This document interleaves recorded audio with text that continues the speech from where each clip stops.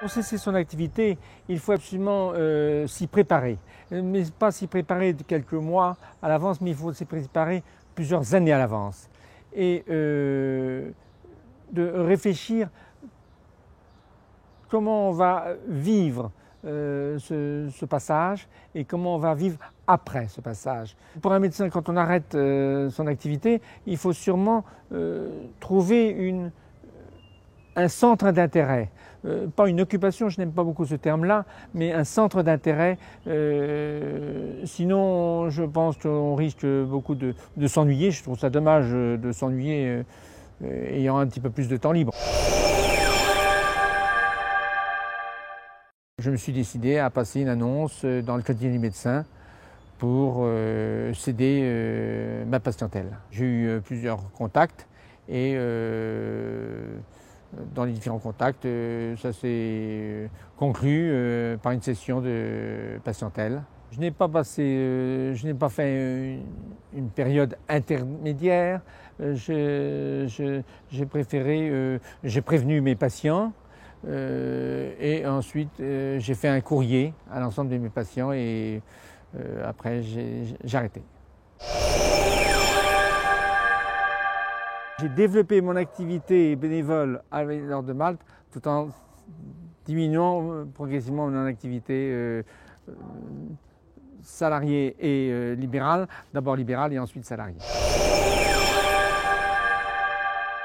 J'ai rencontré l'Ordre de Malte il y a 12 ans environ.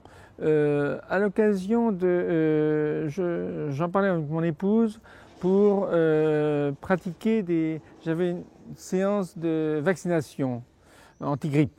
Et mon épouse me dit, mais tu vaccines un certain nombre de personnes, mais est-ce que tu as pensé à vacciner les clochards? Je n'avais pas du tout envisagé cela.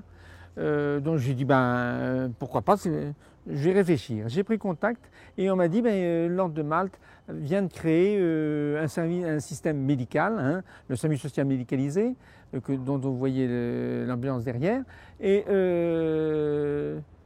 il commence à s'occuper de soigner les sans-abri. J'ai pris contact avec eux, ils m'ont accueilli très généreusement. Et nous avons commencé donc à créer le SAMU social médicalisé qui est quelque chose d'unique en France. Cette activité me prend quasiment un plein temps parce que non seulement il y a les tournées, mais il y a également toute la gestion, toute la partie administrative qu'il faut gérer. C'est certain que les ONG, associations, etc. sont un bon relais après la cessation d'activité pour un médecin, oui. Et d'ailleurs, je profite de faire appel à des médecins volontaires pour venir nous rejoindre.